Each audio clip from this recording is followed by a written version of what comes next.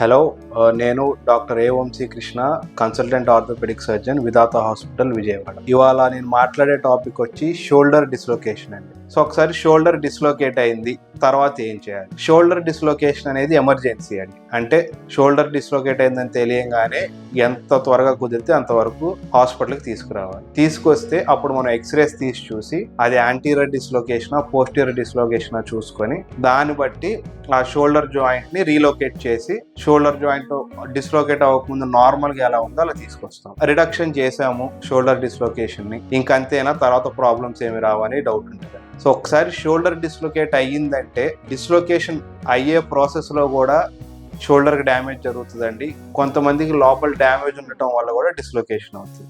So shoulder dislocate అవ్వగానే each and every person regardless of age, young patients అయినా old patients అయినా shoulder dislocate అవ్వగానే MRI అనేది must and should. ఎందుకంటే ఆ డిస్లొకేషన్ అప్పుడు మన షోల్డర్ ని పట్టుకొని ఉంచాల్సిన మజిల్స్ కానీ గ్లీనాయిడ్ లేబ్రమ్ అంటామండి, చుట్టూ క్యాప్సూల్ కానీ ఏదైనా డ్యామేజ్ అయిందా లేదా, లేకపోతే బోన్ డ్యామేజ్ ఏమైనా ఉందా లేదా అనేది గ్యారంటీగా చెక్ చేసుకోవాలి. ఒకవేళ చెక్ చేసుకోకుండా మనం అశ్రద్ధగా వదిలేసి ఎంఆర్ఐ చేయించకపోతే లోపల ఏదైతే డ్యామేజ్ ఉందో దానివల్ల ఈ షోల్డర్ డిస్లొకేషన్ అనేది రెగ్యులర్గా జరుగుతూ ఉంటుంది. రెగ్యులర్గా అంటే ఏదో మనం పెద్ద దెబ్బ తగిలినప్పుడో లేకపోతే దాని మీద ఎక్కువ బరువు వేసినప్పుడో కాదు. ఊరికే మీరు ఏదన్నా బాల్ తీసుకుని ఇలా ఇసురుతున్నప్పుడు కూడా లోపల ఏదైనా డ్యామేజ్ ఉంటే డిస్లొకేట్ అవుతూ ఉంటుంది. సో డిస్లొకేట్ అయిన వెంటనే ఎంఆర్ఐ చేయించుకోవటం అనేది ఈచ్ అండ్ ఎవ్రీ పేషెంట్కి మస్ట్ అండ్ షుడ్.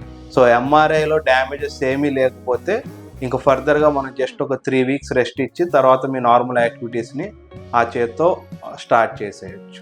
ఒకవేళ లోపల ఏమైనా డ్యామేజెస్, సో మోస్ట్ కామన్గా ఏ డ్యామేజెస్ ఉంటాయి? ఒకటి బ్యాంకాట్ లీజన్ అంటామండి, ఇంకొకటి హిల్ సాక్స్ లీజన్. ఈ రెండు మోస్ట్ కామన్గా షోల్డర్ డిస్లొకేట్ అయితే వచ్చే ప్రాబ్లమ్స్. సో బ్యాంకాట్ లీజన్ అంటే ఇందాక గ్లీనాయిడ్ అని చెప్పాయి కదండి బోను, ఆ గ్లీనాయిడ్ బోన్కి సో అది డెప్త్ పెంచడానికి చుట్టూ ఒక చిన్న సక్షన్ కప్పు లాగా వస్తుందండి. సో ఇది మనకి ముందు భాగం ఏదైతే ఉందో ఇలా షోల్డర్ డిస్లొకేట్ అయినప్పుడు ఈ ముందు భాగాన్ని బోన్కి అటాచ్ అయి ఉన్న దాన్ని డిస్లొకేట్ చేసేసి ముందుకు తీసుకొస్తుందండి. సో ఎప్పుడైతే బోన్కి ఆ లేబ్రమ్కి గ్యాప్ వస్తుందో ఆ సక్షన్ అనేది పోతుంది. ఆ సక్షన్ పోవటం వల్ల ఫర్దర్గా ఎవ్రీ టైం డిస్లొకేట్ అవుతూ ఉంటుంది. అండ్ హిల్ సాక్ లీజన్ అంటే ఇప్పుడు ఈ బోన్ అనేది ముందుకి ఇలా డిస్లొకేట్ అవుతుందండి. డిస్లొకేట్ అయిన ఈ బోన్ పార్ట్ ఈ గ్లీనాయిడ్ మీద నొక్కుకోవటం వల్ల ఆ బోన్ లోపల చిన్న సొట్టలాగా పడుతుందండి. దానివల్ల కూడా రికరెంట్గా డిస్లొకేట్ అవుతూ ఉంటుంది. సో ఏదైనా బ్యాంకాట్ కానీ ఒకవేళ హిల్ సాక్ లీజన్ కానీ వస్తే వాటిని మనం సర్జికల్గా రిపేర్ చేస్తే ఫర్దర్గా జాయింట్ డిస్లొకేట్ అవ్వదు, షోల్డర్ కూడా ఏ ప్రాబ్లం లేకుండా మీరు daily day to day activities చేసుకోవచ్చు. Thank you.